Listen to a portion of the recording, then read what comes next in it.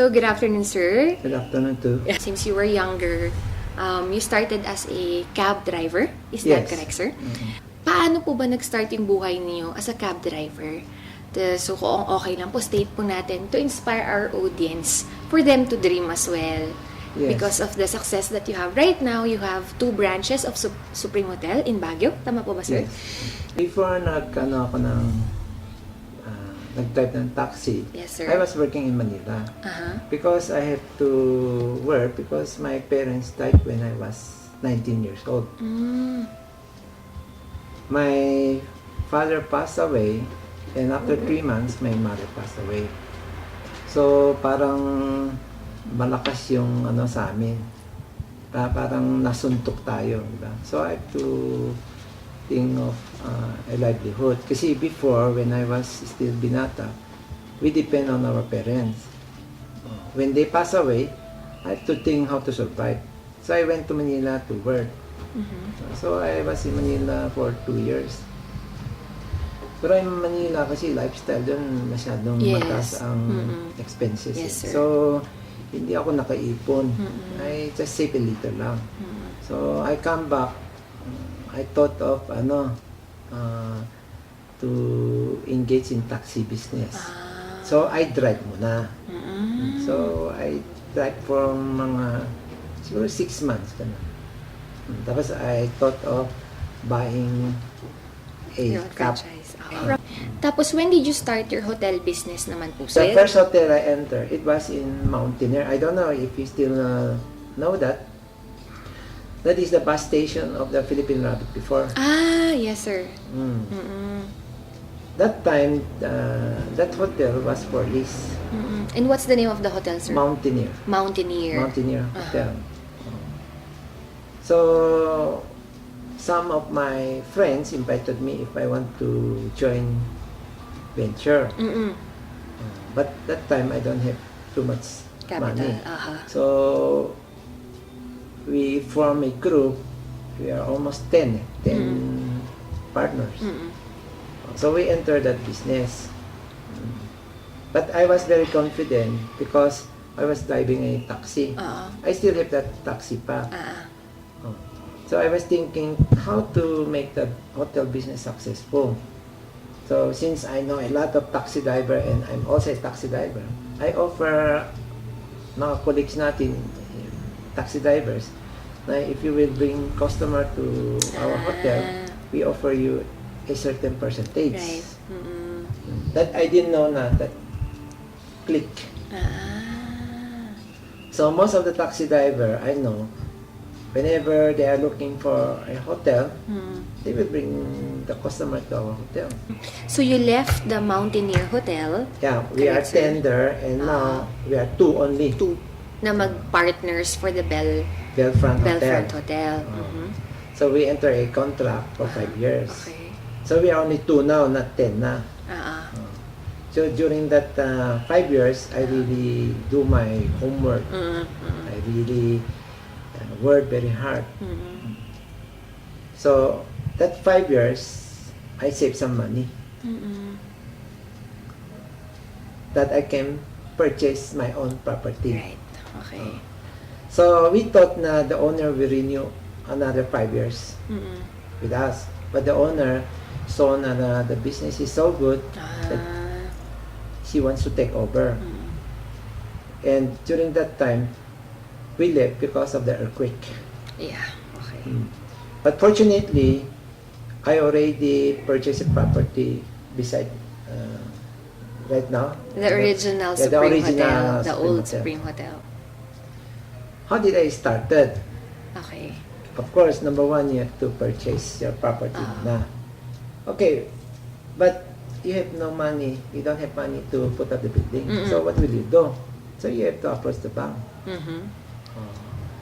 So it's not easy. Many people were asking me, how did you start the hotel from a taxi driver? Correct. So if I will tell story, it will take us 1 day. Or more. Diba? Yes, Siyempre, step by step yun. Many people, when they borrow money with the bank, sometimes they don't take care of their reputation. When you promise something with the bank, you have to pay on time. Correct. So I really take good care of my reputation. You were saying that during that time, nag-boom ang turismo ng Baguio City. So After napitbit the yung... earthquake, because some hotels here in Baguio collapsed. So, ang naiwan, ilan lang. Including Luckily, yung hotel natin, nakatayo pa. Because I supervise also the construction. There were some hotels during that time, like Pines Hotels, which was situated where SM City Baguio is now situated, di ba, sir? Yes. Tapos they have one of the famous hotels, international hotel, Hyatt. Hyatt Hotel. Hyatt was collapsed also during the earthquake and some other hotel. Right. And yung sa atin, dito sa Supreme Hotel, strong na strong. There are some cracks, but these are all hairline cracks lang. And during that time, di ba, sir, if I'm not mistaken, you only have yung one hotel mo pa lang, which is the old that hotel. is the only one. Wala pa to. No, Wala pa. Okay. This started 2000. When I was 30 years old, I make sure na I will make 1 million. Right. Did it happen, sir? Before I reach 30, nakuha ko. Because I aspire for that. Talagang by hook or by crook, kailangan makuha ko. Yes. And you have a vision. Clear Yes. vision. Sabi, before I reach 30, I should have 1 million. So, after some time, when I reach 35 years old, I should have a building. So, after another 5 years, when I reach 40, I should end another building again. So, when I reach 45, I should another building. So, when I reach 45, I put up this. So, that was 2000 and you were 45 years old then. More, something like that. Nasa 40s pa ako. Alright, sir. 40 plus. So, it started with a vision. And Yeah, then you it's- talk you to should the have the vision. vision. What is the toughest experience that you had with your business and handling your business? And then how did you overcome it? The most hard time I experienced is during the earthquake. Kasi I was thinking na tapos na yata ako eh. Kasi that time Baguio was devastated. Right. Eh. No one can imagine na after 3 months marirecover tayo. Kaya things got na we recover after 3 months. And one of the thing that I cannot forget is 5-6 years ago yung Meningo scare. Oo, Manigo. That is worse than the earthquake. Kasi no people wants to come up to Baguio kasi they thought we are all affected by the virus. Pero okay lang po ba, can we have stories, kasi these are inspiring stories that will also show people na hindi lang sila nag-iisa, that they're experiencing hardships in life. So, can you give us one instance wherein talagang hirap na hirap ka financially? When I was in Manila, when I was working, I tried to save some money. So, siyempre, mag-isa ako, I have to eat outside, breakfast, lunch, dinner, diba? Yung pinaka-hardship ko is, kung nagtitipid ako, mag-order lang ako ng puto na 3-4. Then, Yun na yun. tubig lang. But after taking that, di busog na ako. Pero ang hindi maganda, after 1 hour, gutom mo. Kasi puto lang. Just to save some money. Thank you very much, sir.